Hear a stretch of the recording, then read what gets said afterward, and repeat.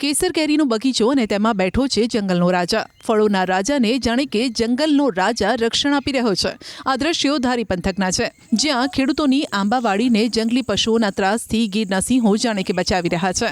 હાલ કેસર કેરીનો પાક તૈયાર થઈ ગયો છે. એવા સમયે જો ભૂંડ, નીલગાય જેવા પ્રાણીઓ આંબાવાડીમાં ઘૂસી જાય તો ખેડૂતોએ નુકસાન સહન કરવું પડે. પરંતુ અહીં દિવસે અને રાત્રે સિંહો આંબાના બગીચામાં વિહાર કરતા નજરે પડે છે. આથી જંગલી પશુઓ બગીચામાં ઘૂસતા નથી અને કેરીના પાકને પણ નુકસાન નથી થતું. આવા અનેક દ્રશ્યો છે જેમાં જોઈ શકાય છે કે સિંહ પરિવાર ખેતરમાં આંબાની આસપાસ સતત લટાર મારી રહ્યા છે. અમારા વિસ્તારમાં મોટા પાયે બાગાયત વિસ્તાર છે અને કેસર આંબાના ઝાડ આવેલા છે. અત્યારે હાલમાં કેસર કેરી તૈયાર પણ થઈ ગયેલી છે. અમારા વિસ્તારમાં સિંહ, ભૂંડ, રોજ ખૂબ જ પ્રમાણમાં વસવાટ કરે છે. આ સિંહો છે, એકંદર અમને મોટો ફાયદો એ છે કે રોજ અને ભૂંડ છે એ સિંહને જોઈ અને ભાગી જાય છે.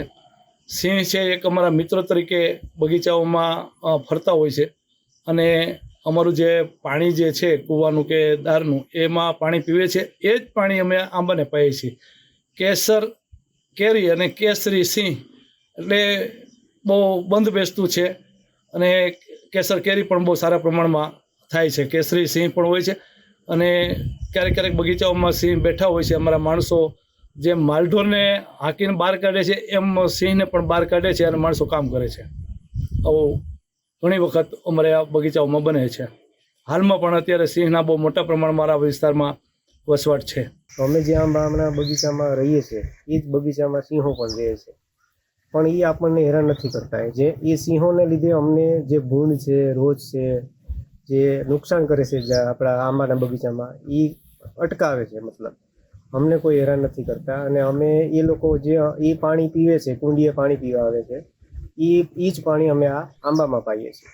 એટલે કેરી પણ શું છે, આ સિંહનું પીધેલું પાણી પીએ છે, એટલે આંબાની કેરી પણ અમે એ જ ખાઈએ છીએ ને એવી બને છે.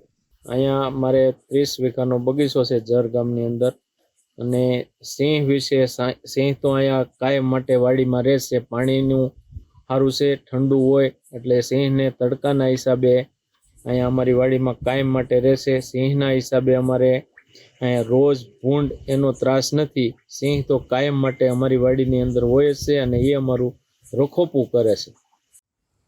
ઝર ગામની આંબાવાડીઓમાં એક સિંહણ અને તેના 3 પાઠડાઓએ ધામા નાખ્યા છે, જે દિવસે આંબાની ઠંડી છાયામાં આરામ કરે છે, રાત્રે બગીચામાં કડક પહેરો કરે છે. કુદરતનો આ ખેલ જોઈને ભલભલા આશ્ચર્યમાં મુકાઈ રહ્યા છે. સિંહની હાજરી હોવા છતાં અહીં ઇજારેદારો અને મજૂરો ડર્યા વિના એક અનોખા તાલમેલ સાથે કામ કરે છે.